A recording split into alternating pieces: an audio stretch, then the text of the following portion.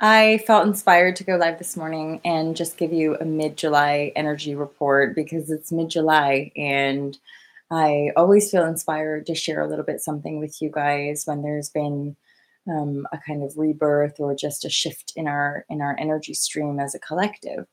And one thing that you're aware collectively, we talk about the imagination, or we talk about the invisible, or just like a sensory invisible reality.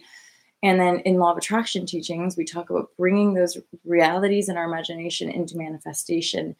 And to me, living the imagination and then like doing hardcore visioning. So, visioning, how I interpret like having a vision, is like higher consciousness manifestation, imagination specifically for you. So, a whole bunch of us might be able to imagine, say, like eco villages or new paradigm villages, but specifically as individuals, each and every one of us will have a certain vision how that works, right? And then that vision is what crystallizes our potential. It's what crystallizes, say, a new body. It's what crystallizes, say, money in the bank, or new opportunities, or meeting new people. And I'm ever more aware of like the subtlety of manifestation and how it really is an aspect from within yourself that you're working with, as far as the, like, I often get the word interfacing, like how we're interfacing with our reality has to do with the point of attraction we have within ourselves,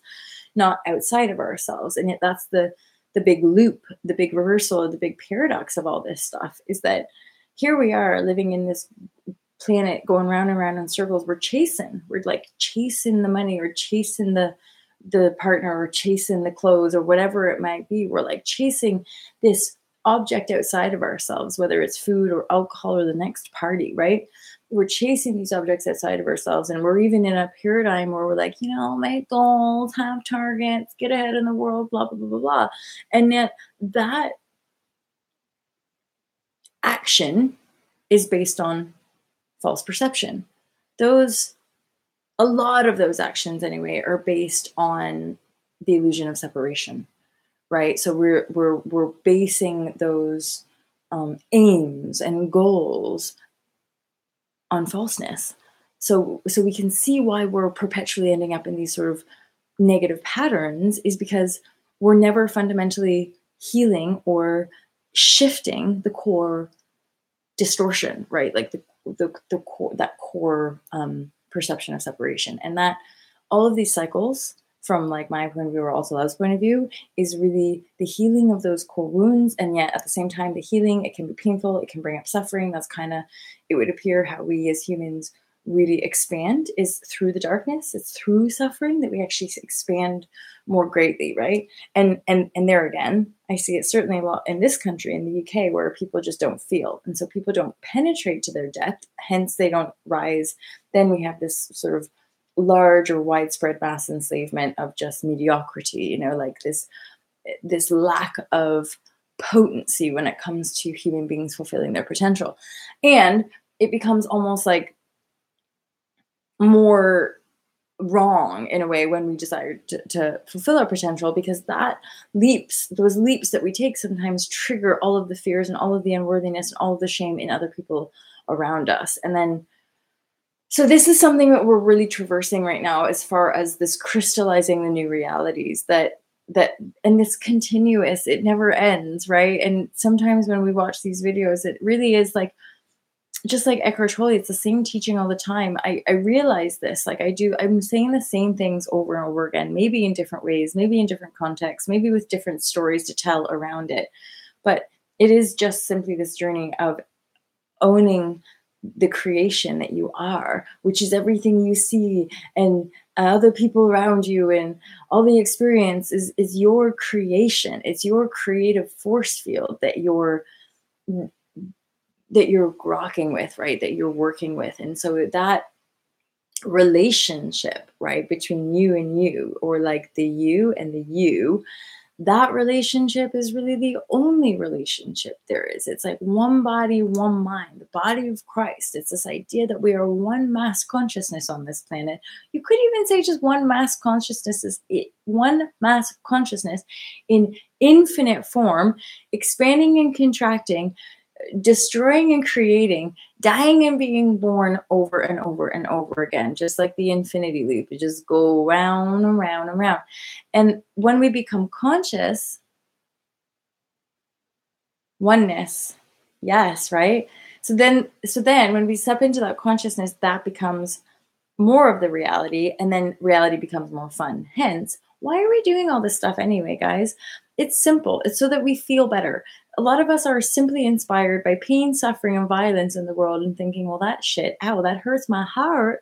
And then we think, I don't want to live that, or I can't live like that. It's going to kill me. So we live like this, and we desire this life of freedom and this life of like potentiality, ultimately, infinite potentiality of like, is if it's getting better and better and I'm riding waves of contrast, then it's getting better and I'm just riding waves of contrast. And that's one of the Abraham Hicks teachings, isn't it? It's that she says like you just want to enjoy the ride. And that is something that some of you guys know, like there's some emotional intensity this year, earlier this year. I really just saw something as well about the Aries apparently take breakups the worst and Scorpions take breakups the best. And that's like the sitch where I'm like, oh, so breakups are just easier for some people, I guess, where like us weird baby Aries are just like, whoa, yeah, I know.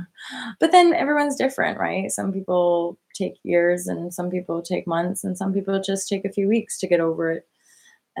So anywho, over the last couple months, something that shifted for me was just enjoying the ride immensely and practicing like writing out those little emotional triggers as and when they rise up. So versus quantum atom theory oneness. Sorry, I was just reading your note there. I really appreciate you tuning into these videos. Okay, so mid-July, there's been a lot of emotion for a lot of people. There's a lot of heightened energies for people. And I know keep saying it, right? It's like just keep going over the same stuff, but it's just where we're at. And I think it's important to keep sharing from this level because there's a lot of insanity and there's a lot of emotion, energy rising to the surface for people. And when we're not equipped, and when we're not necessarily having lots of people or support or having like lots of different spiritual techniques to default to, life can kind of feel like it's going to take us under, right? And that's why I think so many of us share, because it really is just you and your emotional field, because you're emotional, the energy that you are, the field of your experience, right? The field of your awareness and experience, that is really your emotional connection. And then from that emotional connection, how you're working with that, how you're working with the mental, and then how you're working with your expanded, the reality that you see, right? That's your expanded or your extended reality as a reflection of what's going on from within you. And it's like this perpetual, again, recycling.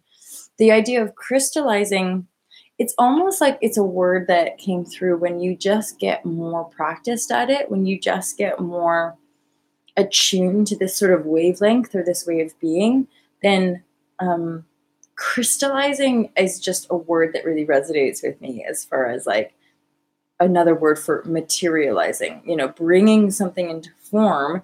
This might be a bit of a weird vision, but I've had in recent weeks more so like actual crystalline heart, like a diamond heart, right?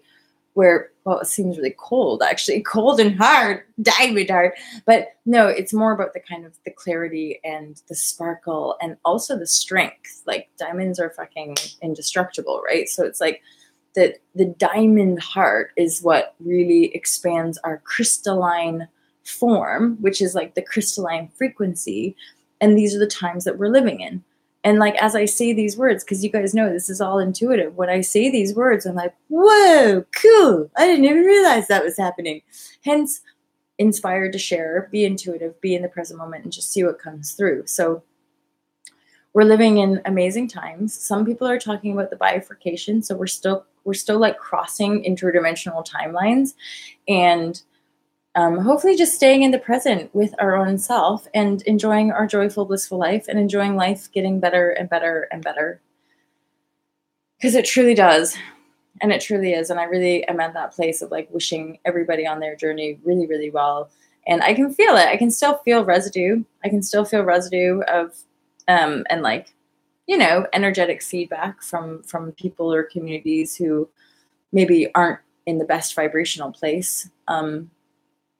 But there is liberation in honoring humanity and honoring our brothers and sisters as divine creators with free will, and allowing people to choose their choice, and yet staying on our course, staying on our path, staying on our own message, because we all have a different way of interpreting it. Hence, those of us guided to share on these platforms, just be yourself, right?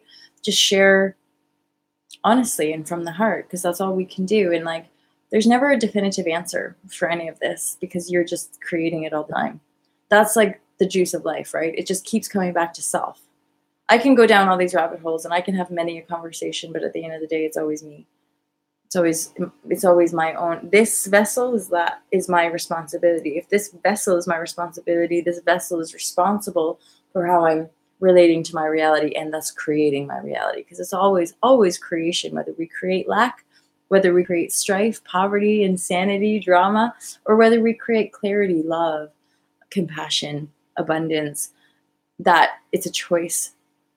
And what I observe sometimes is that most of us just aren't sort of maybe prepared, or maybe we don't have the awareness, or maybe we don't have the courage just yet to really penetrate our own emotional field and own that, and stop playing the victim games with one another. And I'm seeing that even people like talk about all this lovely stuff, and they even talk like they know what they're talking about, and yet when push comes to shove, they don't own their emotions. They don't acknowledge the shame they feel. They're not honoring the fear, the fear of judgment, the fear that, they're not honoring these things, and they're just making excuses for why one's life isn't working out, or trying to play games with people to try to get what they want. And that's manipulative to me. That's like a very base way of operating. In fact, it's part of that kind of evolutionary cycle that we've gone through, as far as, yes, there's so much useful progress that's come out of that kind of more narcissistic, like just like drive forward mentality. But clearly there's an imbalanced energy stream within that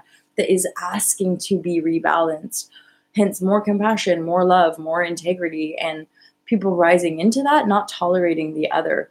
And that's something I'm feeling very securely of, like, you don't go back. You don't go back to energies that twisted you up. You don't go back to energies that keep trying to hook into you.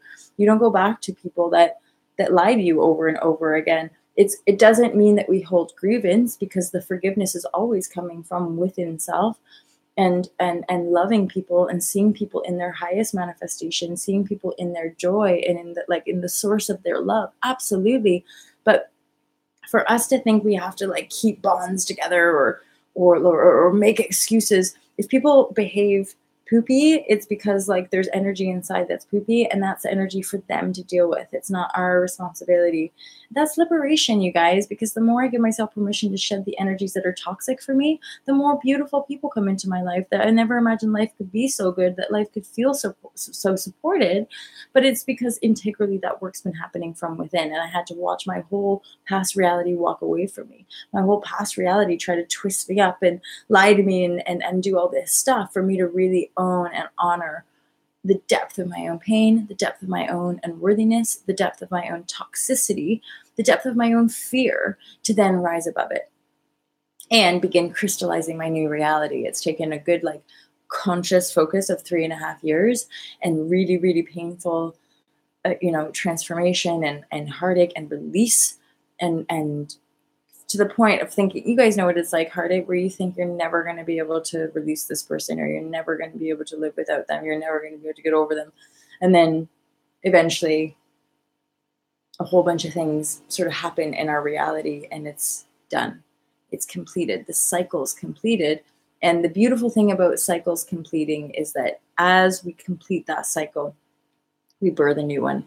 We crystallize a new reality. And that new reality is always on a higher level. It's always on a more expansive level. And it's always in a way that it's like, how you're putting out those rockets of desire, you're putting out those intentions. And sometimes we doubt ourselves. And then sometimes we have to go through the dark. We have to penetrate the deepest darkness that we carry. And then we get around to the other side, and it's like, wow, it's okay.